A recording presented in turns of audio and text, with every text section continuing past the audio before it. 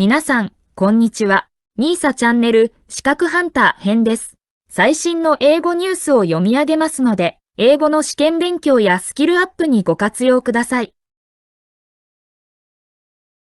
Vietnam puts high hopes on RCEP trade deal.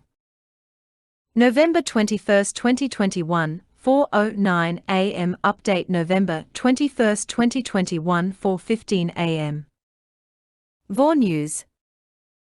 File in this May 3, 2020. Photo: containers are loaded on a ship at the Saigon port in Ho Chi Minh City, Vietnam. Ho Chi Minh City, Vietnam. Vietnam is likely to see near-term benefits from its membership in the Regional Comprehensive Economic Partnership, a free trade agreement to come into force in January, following November 2 ratification by Australia and New Zealand.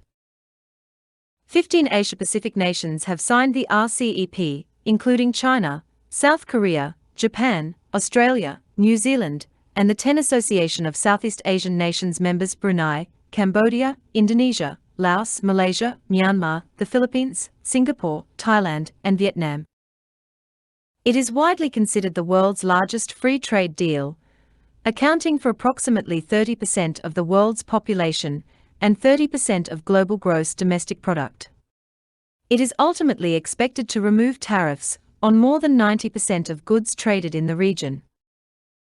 Vietnam considers RCEP to be one of a series of successes in international economic integration, especially in the context of COVID-19 and the needs of economic recovery.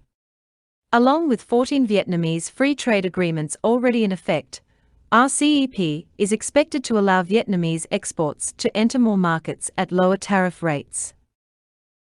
Stephen Okun, senior advisor at geostrategic consultancy McClarty Associates, told VOR that RCEP is a significant agreement, especially when it comes to making trade easier and better integrating supply chains. In long term, if RCEP brings Greater China, Japan, and Korea closer on trade, this would limit U.S. economic integration in the region, but could offer opportunities for countries in Southeast Asia, including Vietnam. It would likely not impact the ongoing shift of supply chains out of China, he said. Cheaper imports. For Vietnam, RCEP will also pave the way for cheaper imports, especially of materials needed for production. Within ASEAN alone, Vietnam's annual imports of raw materials and production equipment exceed $30 billion. In addition, Vietnam still has a trade deficit of several tens of billions of dollars per year with major markets such as China and South Korea, according to the Ministry of Planning and Investments newspaper. Raw materials imported from RCEP countries will be considered as raw materials produced in Vietnam when products are exported to RCEP member countries. This allows the exported product to be labeled as made in Vietnam, lowering tariffs imposed by the importing country. These are also countries that provide a huge amount of raw material for Vietnam's billion-dollar export industries, such as electronics, components, textiles, footwear, and others. Therefore, Vietnam enjoys many benefits from RCEP, when it has strong products such as agriculture and fishery meeting the needs of most RCEP members. Thanks to the harmonization of rules of origin within the RCEP bloc, Vietnamese goods can more easily meet conditions for enjoying preferential tariffs and increase exports in the region, especially Japan, South Korea, Australia, and New Zealand, the newspaper said. Phan Thai Than Duan, vice president of Vietnam Leather, Footwear and Handbag Association, said that the industry will benefit from the advantage of importing raw materials from China under RCEP. Vietnam can already import the raw materials under the ASEAN-China FTA, but Vietnamese manufactured exports to countries other than China or other ASEAN members are not considered to have been made in Vietnam. Under the RCEP, such exports to Japan or other RCEP signatories benefit from lower tariffs as products made in Vietnam. Concerns about domestic market. From Vietnam's perspective, participation in RCEP brings both pros and cons.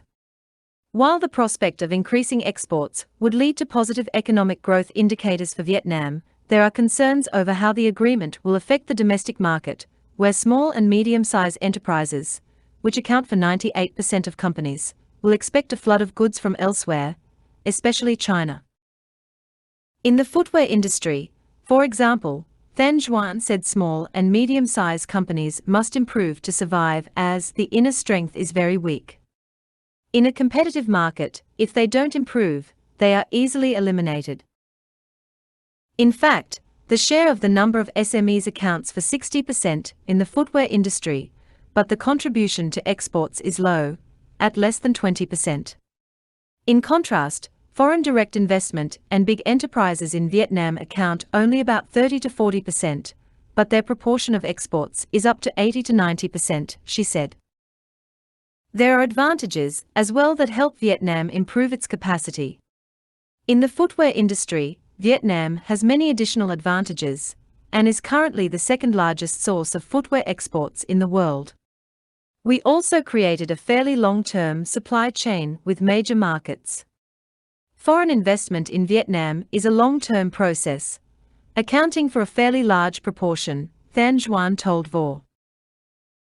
She added, in general, the growth potential for this industry is still very good, still competitive, and still earning reputation within big brands. They still maintain orders in Vietnam, and foreign investors are still committed to continue manufacturing in Vietnam, at least for another 10 to 20 years.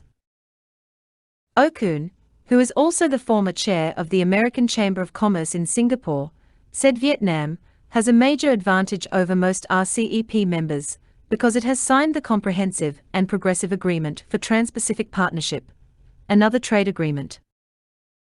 He said that agreement goes further in advancing trade in ways such as committing its parties to ensure that state-owned enterprises compete fairly with private companies, without undue advantages from governments. The CPTPP also has high-quality digital trade rules which, if fully implemented, would strengthen Vietnam's digital economy and open up new opportunities for the digital economy to be the next engine of growth for Vietnam. Vietnam should act immediately to implement its commitments within the CPTPP and go beyond by establishing new digital trade agreements, such as with key partners such as Singapore and the United States. This would enable Vietnam to maintain its preferential position in developing a foundation for its economic recovery, being one of the few countries to benefit from both RCEP and the CPTPP, and maximizing its opportunities for growth through the digital economy, he told VO. 以上で、今回のみーさチャンネルは終了です。最後までご視聴いただきまして、ありがとうございました。よろしければ、高評価とチャンネル登録をよろしくお願いします。